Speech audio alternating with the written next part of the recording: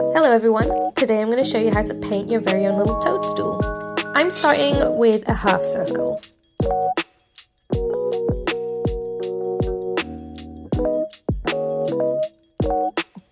From this half circle I'm just doing little lips, just pointing downwards. This is the underlay of your mushroom.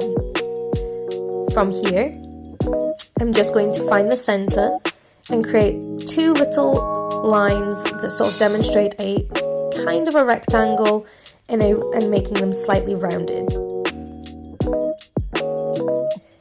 This is the center part, and I'm adding little rectangles underneath that to create texture and depth. I'm using these base lines as a guide, but if you really want, you can add extra lines around the outside of your initial rectangle shape.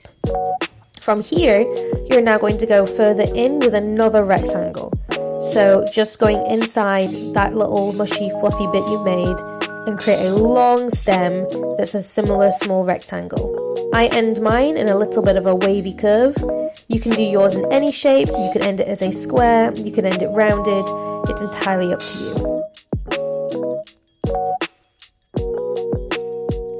My favourite bit from here is adding the spots. I like to do tiny little shapes. They're more like little squiggles that are in little half circle shapes.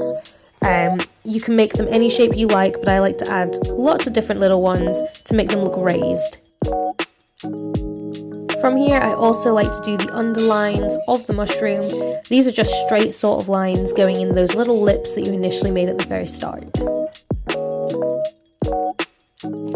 Once you're happy with your pencil sketch, you can go ahead, find your favourite pen and give it an outline. I find you can use any kind of fine liner pen for this or biro. I'm using a uni ball pen, it's whatever works for you. As a bit of a style choice, I like to add extra lines within my work. You don't have to do this, this is more of a personal choice. But you'll see that throughout the bits I do, I add little squiggly lines and little outlines in the inner part of the mushroom for extra edges. Again, you don't have to do this, but I find it just gives it a bit more texture and makes it look a bit more lively.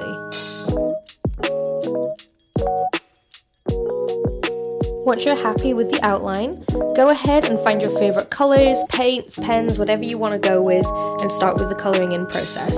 Of course, I start with the red for the top of my mushroom. It's just watercolours that I'm using, and I'm going to give it a quick wash with this paint.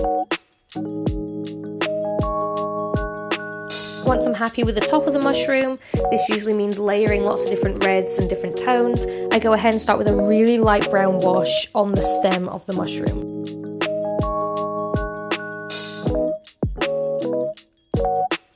Using now a dark brown, I'm going to go in with bits that I believe should have shadow. So for this would be under the mushroom, potentially under the fluffy bit of the mushroom, and I also like the little spots at the bottom to have a little bit of dark brown in them, just to make it look a little bit more rounded. Because it's watercolour, I have to leave bits to dry and then come back to it, just so I can see how the colour's sitting.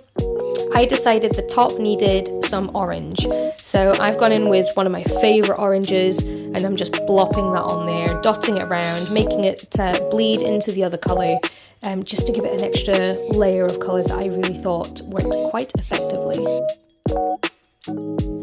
Finally, I am touching it up with a bit of green. This mushroom doesn't need green at all, but I always find adding a bit of green just makes the red pop a bit more, and I just really like the colour in there with the browns. And that's really all it takes to make your own toadstool. I hope you enjoyed this video, and check out our other videos.